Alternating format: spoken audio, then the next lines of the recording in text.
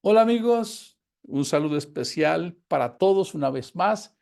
Estamos aquí retomando semana nuestros temas y concluyendo este ciclo de temas que están basados en la parábola del sembrador. Una de las parábolas más dicientes, con más contenido, con más pedagogía para la vida.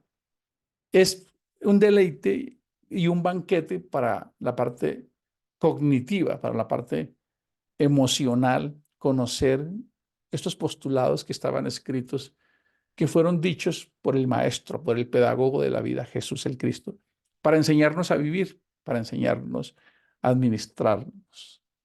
Es maravilloso cómo en la palabra podemos encontrar temas que siguen siendo vigentes.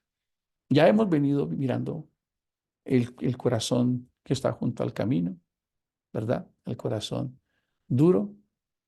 Estábamos mirando los corazones que caen en pedregales, ¿verdad? Y hoy vamos a ver un corazón, bueno, hoy vamos a ver el corazón de los afanes y la ansiedad. Y vamos a ver el, el de pedregales se llama los corazones superficiales y los emocionales. Y hoy vamos a ver el afán y la ansiedad. ¿Cómo les parece? Vamos a ver el engaño social. La felicidad a ultranza de cualquier cosa, a precio de cualquier cosa. Desde que Thomas Jefferson colocó en la Constitución de los Estados Unidos que todos tenemos derecho a la felicidad, Estados Unidos se volvió en el American Way, el camino al éxito, el camino americano, el sueño americano. Y la felicidad, cuyo significado etimológico es muy pobre, que significa estado de ánimo por lograr algo, se ha convertido en el motivo de más infelicidad. Cuando los portales como la Clínica Mayo, la Organización Mundial de la Salud, aquellos portales de medicina con autoridad o grandes artículos de revistas de ciencia, pues se les pregunta cuál es la causa de la depresión o una de las causas. Una de las causas de la depresión es llenar el estándar. Ese es ser feliz de acuerdo al impositivo que la sociedad colocó, ser feliz, que es verme como se ven en los medios, las personas que presentan, los artistas, las vidas perfectas, fraccionadas que nos presentan, porque solo vemos un pedacito, pero esas personas detrás se están suicidando, drogando, divorciando, pero nosotros creemos que lo que nos muestran es el estado ideal. Así que todos hemos estado siendo seducidos por una neblina, por una nebulosa, y queremos encajar dentro de un estorno. Así que, aunque la depresión, que es un término muy popular, muy desconocido realmente su trasfondo, porque no significa otra cosa que trastorno mental, no tiene unas... La medicina está perdida con eso, no sabe cómo manejarlo. A los niños que les formulan o les diagnostican TDAH, en palabras de los psiquiatras y de los grandes avanzados, están llenos de información, no están sabiendo digerir toda la información. Algunos dicen que un niño de 12 años hoy tiene más información que Marco Aurelio, que Albert Einstein, y no están preparados para manejar esas dosis de información. Entonces, una de las causas de la depresión es porque estamos corriendo por los afanes de este siglo, porque un mensaje se nos colocó en la mente de lo que significaba ser feliz, y es estar dentro de un estándar social. Y así a veces uno se defiende y diga que no, que es que yo no lo hago por eso. No, tu cerebro te engaña. Tú y yo somos el resultado de la información que está escrita en nuestro cerebro, en la parte inconsciente. El 95% de lo que nosotros hacemos, lo hacemos en automatismo, porque ya está programado, lo que se llama los hábitos de pensamiento y los hábitos de sentimiento. Entonces, estar en esta búsqueda de la tiranía de lo urgente y de los impositivos de la vida y no encajar dentro de ese modelo, dentro de lo que la sociedad definió que era la felicidad, es una de las causas principales de la infelicidad. ¿Cómo les parece? La felicidad debería ser un subproducto de una vida significativa.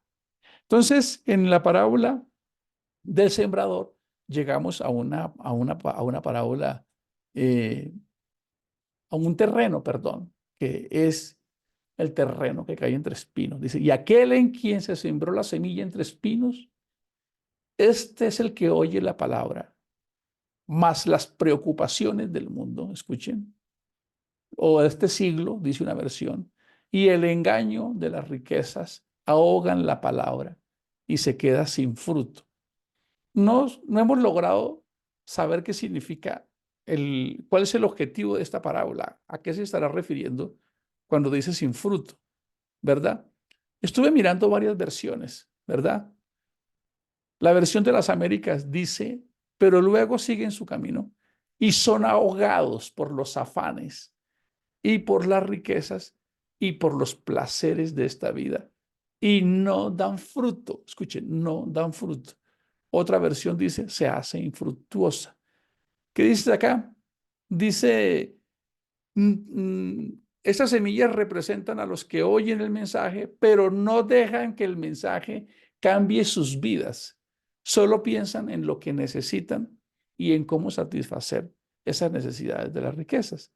Entonces, mirando todo esto, mirando varias versiones, dice, es como aquellos que oyen el mensaje, pero dejan que las preocupaciones de esta vida y el engaño, escuchen, el engaño, parece que estuviésemos en una radiografía, el engaño de lo que significa la felicidad, el engaño de lo que significa lograr, el engaño de lo que significa estar dentro del estándar de éxito que la sociedad estableció, ahogan el mensaje y se vuelven estériles. ¡Wow! Esto es muy poderoso. ¿Por qué? Porque me parece estar haciendo un diagnóstico de la Organización Mundial de la Salud sobre las enfermedades mentales, sobre los trastornos mentales. Se estima que para el año 2030 la nueva pandemia van a ser los trastornos mentales.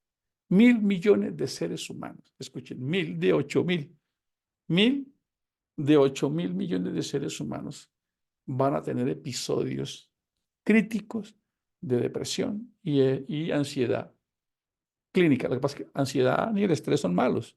Un poco de ansiedad me mueve y un poco de estrés me mueve.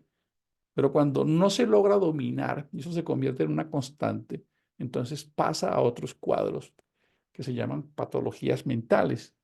Entonces, no es que sea una alternativa, es que las personas están sumidas en un caos mental, en ese mundo donde la sobresaturación de información, de impositivos, del afán, hace que la humanidad se funda. Escuchen, como cuando se funde un motor, se desgasta. Por eso muchas veces encontramos que hay personas que se funden un día. Me bloqueé, hoy no puedo. ¿Por qué? Porque hay una cantidad de información escrita, prejuicios, traumas, experiencias negativas, positivas, eh, que hacen que la sociedad hoy no esté sabiendo gestionarse ni manejarse. Curiosamente, este mensaje dice que no están teniendo frutos. Escuchen, se hace infructuosa. Como no tenemos claridad sobre cuál es el enfoque de esta parábola, porque casi siempre la estamos dirigiendo a que me condeno o me pierdo o no logro la vida eterna. Este mensaje realmente no quiere decir eso. Lo que este mensaje quiere decir es que la palabra que dio Cristo es una palabra que al llegar a mi vida hace que mi vida tenga un equilibrio y yo pueda hacer que ese equilibrio esté en todas las áreas de la vida. Pero si ustedes se dan cuenta, cuando la leen, lo pueden leer en varias versiones, recuerden que lo que no está en el radar no existe. Voy a repetir esa frase, lo que no está en el radar no existe. Así que ojalá coloques en el radar siempre repasar y leer tus notas y leer este libro maravilloso para que lo podamos afianzar. Si ustedes leen en los 3 evangelios y en varias versiones, ustedes se van a dar cuenta que realmente están enfocadas en los afanes por lograr las cosas, por ser parte de y por los placeres. Entonces, siempre, hoy se habla de una exacerbación de los sentidos.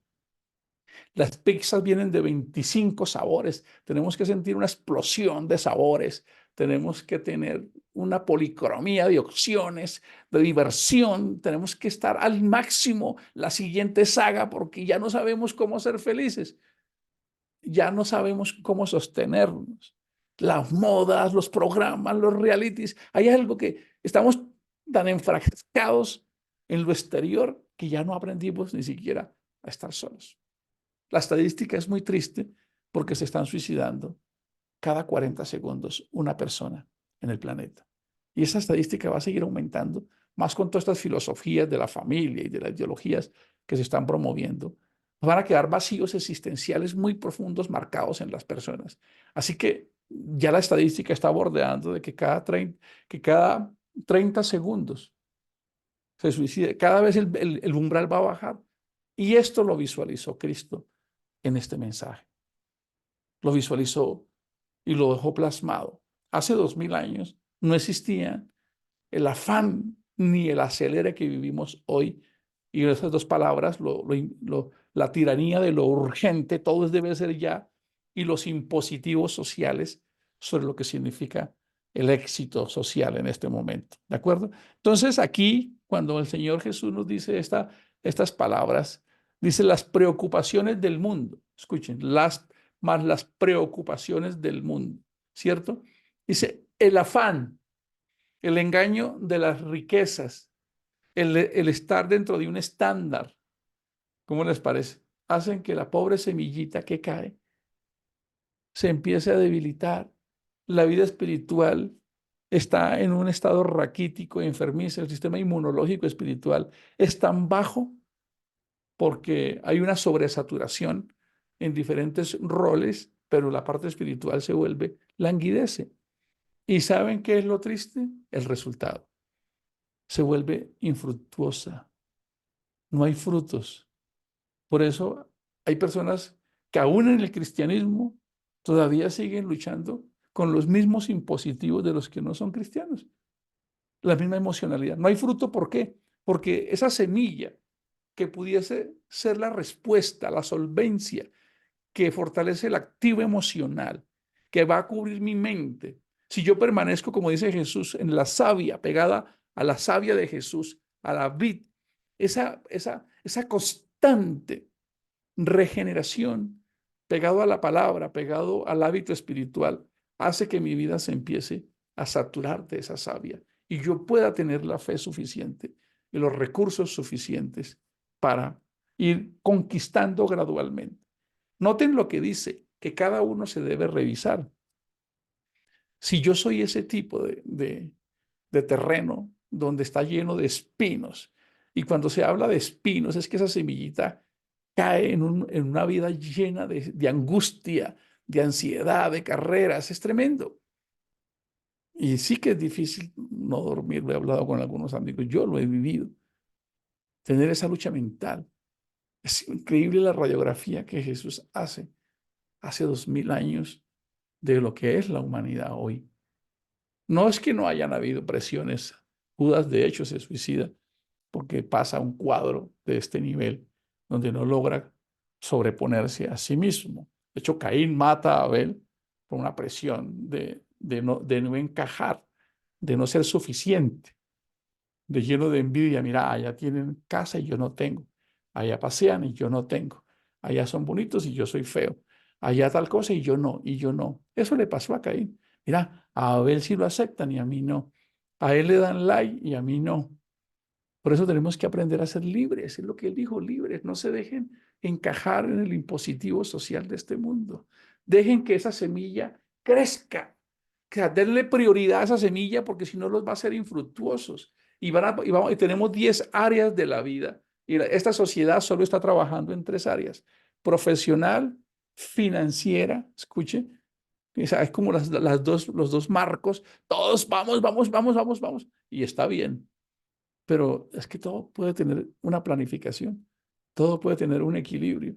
De hecho, promovemos programas justamente que hablan de la rueda de la vida, donde debemos aprender a incluir en el radar otras áreas de la vida, porque si solo nos dedicamos, noten lo que dice ahí, los afanes y las preocupaciones de las riquezas, la prioridad está enfocada ahí, en el impositivo profesional y en el impositivo financiero y en el impositivo del bienestar. Hay que lograrlo por el bienestar, por ser parte de, por lograr ser. Es increíble, ¿verdad? Pero se descuidan otras áreas y en esas otras áreas no hay fruto. Y como se deja una prioridad tan excesiva a una, resultamos que puede que tengamos resultados en un área, puede que la tengamos, pero nuestra vida, esos espinos nos están consumiendo, el estrés, la ansiedad, las preocupaciones, porque la vida de un ser humano es como si tuviera 10 pelotas de cristal aquí en la mano haciendo malabares y todas deben estar en orden. Pero si yo solo me enfoco en lo que se está enfocando la sociedad, que lo estaba revisando, el afán, las preocupaciones de la vida, el engaño de las riquezas y los placeres. Es decir, estamos enmarcados en la sociedad, en lo que la sociedad definió como ser exitoso. Y quiero de una vez aclarar, no es que trabajar duro no esté bien, no es que ambicionar tener una vida económica no esté bien, es cuando yo dejo que esa palabrita se empiece a languidecer, que mis hábitos no están equilibrados a ese rol espiritual que fortalece tanto mi alma y me empieza a dar frutos, empieza a formarme, a decir, a tener una conciencia. Y esto es increíble porque esto lo mencionó el Señor Jesús hace casi 2000 años. Entonces, ¿qué es lo que está haciendo falta?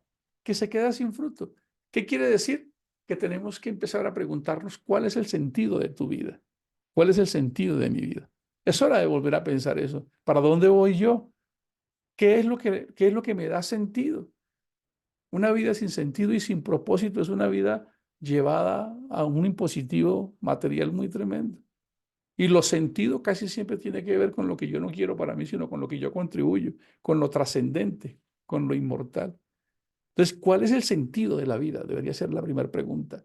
¿Cuál es mi propósito en esta vida? ¿Cuál es el para qué estoy acá?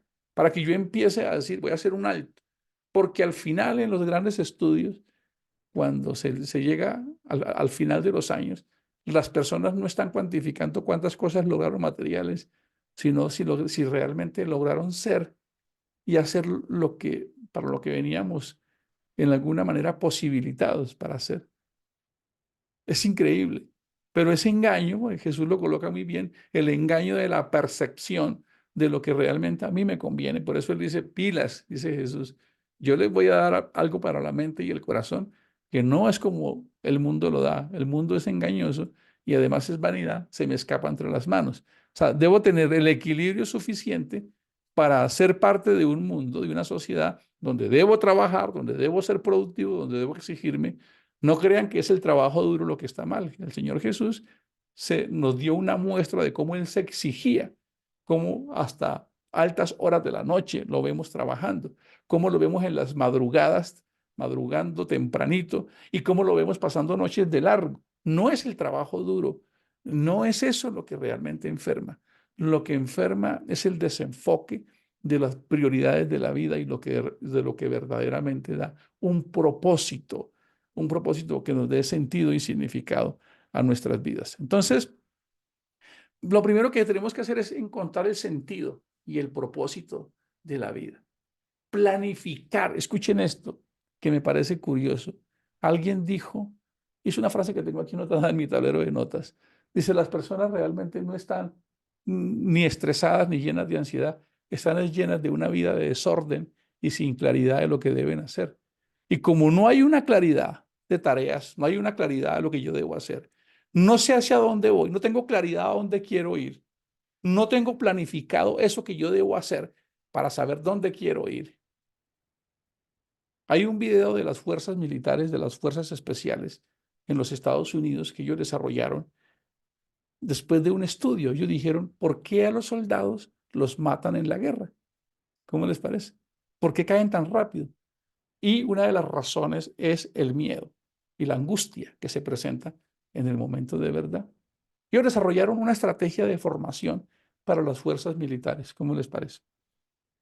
Sí, algunos de ustedes ya la conocen porque la he compartido en algunos grupos.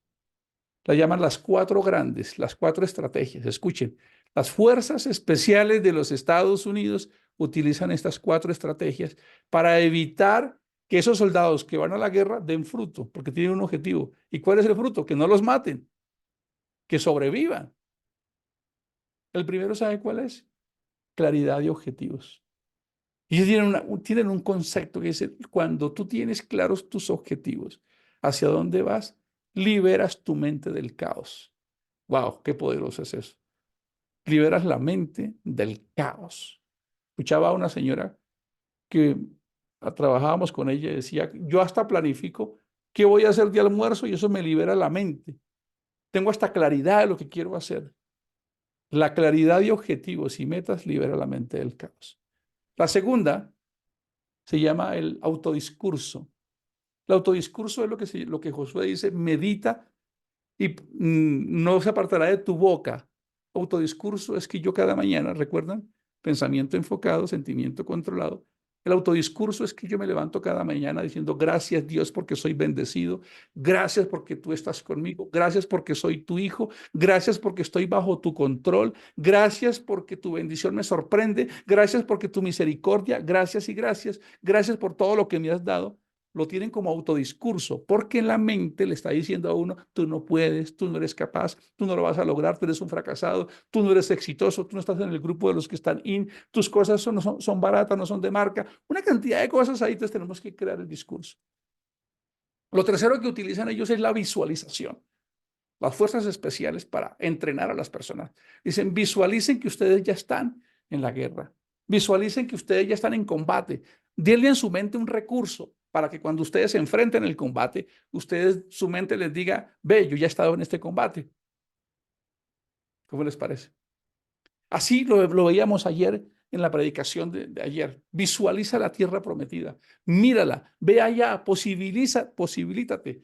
Mira el hogar que quieres tener, sí, ese que está destruido, seco y árido. Mira la relación con los hijos que quieres tener, la salud que quieres tener. Visualízalo. Eso es lo que ayer le decía Dios a Josué. Ve y conquista la tierra prometida. Tienes que ir allá y entender que yo ya te di eso. Y por último, la meditación profunda, que no es hacer, oh, sino rumiar, balbucear. El Señor es mi pastor. Tú has estado conmigo. Que también ayer lo veíamos. Meditarás en él de día y de noche. Entonces, cuando la semilla de la palabra de Dios cae en nuestro corazón, nosotros debemos ponerla en práctica y es organizarnos.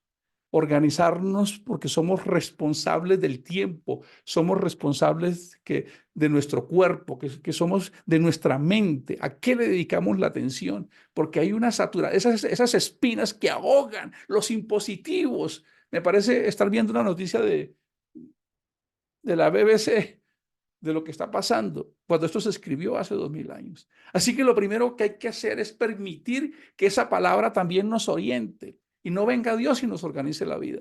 Debemos organizarnos a través de esta palabra, saber cuál es nuestro propósito, cuál es nuestra visión, a dónde queremos ir, planificar eso organizadamente, tener una estructura para saber cómo conducirnos, priorizar, escuchen esto, priorizar las cosas que son importantes. Cuando la parte espiritual languidece por allá, lastimosamente, no me da la solvencia emocional y espiritual para que yo pueda trascender, para que yo pueda tener una claridad de qué es lo importante. Así que este es un mensaje que está muy vigente, que nos dice, ya no te dejes engañar por las preocupaciones de este mundo. Eso lo dijo Pablo en Romanos 12:2. No se dejen encajar. ¿Cuál es el afán y las preocupaciones que tú tienes? ¿Cuál es te estás dejando engañar pensando que con dos o tres áreas que tú logres tu vida se va a organizar, pero descuidas tu familia, descuidas tu salud, descuidas la parte espiritual, descuidas la parte de amigos, descuidas la parte, todo se va, la cultura, todo lo vas descuidando. Y a veces somos cristianos, pero no tenemos cultura, ni aportamos socialmente a que al menos muchas personas conozcan este mensaje. Jamás pensé que dentro de estas parábolas que se escribieron hace 2000 años hubiese tanto significado sobre la realidad social que estamos viviendo. Esa pobre semillita que cae en esas vidas saturadas de agendas, pero solo para dos o tres cosas. ¿Cuáles son? Las preocupaciones por el trabajo, por las riquezas y por los placeres. Esas tres son las que están como el indicador de ruta de lo que significa ser exitoso. Y por televisión nos presentan a personas exitosas, pero miramos hacia atrás, no, tiene 4 matrimonios, no, sus hijos están por allá, no, porque creemos que son esas tres cosas. Y esa palabrita empieza a languidecerse y empieza a no tener fruto. Y sería bueno preguntarnos, ¿cuáles son los frutos que tú tienes en esos 10 áreas de la vida? ¿Cuáles son los frutos que tú tienes en tu vida familiar? ¿Cuáles son los frutos que tú tienes en tu salud? ¿Cuáles son los frutos que tú tienes en esa parte profesional, en esa parte financiera? ¿Cuál es el fruto de la vida espiritual? Dice que son infructuosos, no dan fruto. ¿Por qué? Porque están embarcados solo en algunas áreas. Y aunque las pueden lograr, el solo hecho de no tener esos frutos y ese caos mental, al final termina haciéndolos infelices, como lo dice la psiquiatría y las grandes escuelas, mendigos emocionales. Es necesario que nosotros encontremos placer en nosotros mismos, descubriendo a Cristo dentro de nosotros mismos. Cuando aprendemos a encontrar placer en las cosas simples, en estar quietos, en desconectarnos un poco, en vencer esa tentación de que no puedo estar con mi familia, que es una de las que yo lucho. Entonces, conscientemente digo, saco tiempo con mi familia, me comparto una película, me voy a un lugar, empiezo a tener un equilibrio en las cosas de la vida, empiezo a sacar un poco de tiempo para equilibrar mi salud, que ya saben cuántos errores hemos cometido todos, pero la radiografía que tenemos acá dice es que la base central de que tengas fruto en todas las áreas de tu vida es la forma como te relacionas con la palabra y con tu vida espiritual. Es muy probable que una persona tenga menos frutos cuando descuida esa semilla, porque los afanes de este siglo la ahogan. Pero esos espinos están cercenando, taladrando los pensamientos en miedos, en angustias y en ansiedad. Cortemos esos espinos, hagamos un alto en nuestra vida, clarifiquemos quiénes somos como hijos de Dios, reconozcámonos. Es muy importante tener un claro concepto de quiénes somos, de quiénes estamos rodeados, a dónde queremos ir, cuáles son esos objetivos que queremos hacer, ese propósito, ese sentido de vida que tenemos.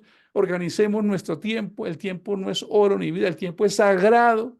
Hay que saberlo administrar y organicémonos con prioridades que nos permitan tener una vida llena de fruto, porque la consecuencia de esto es que es una vida sin resultados en muchas áreas de la vida. Bendiciones para todos. Un buen día.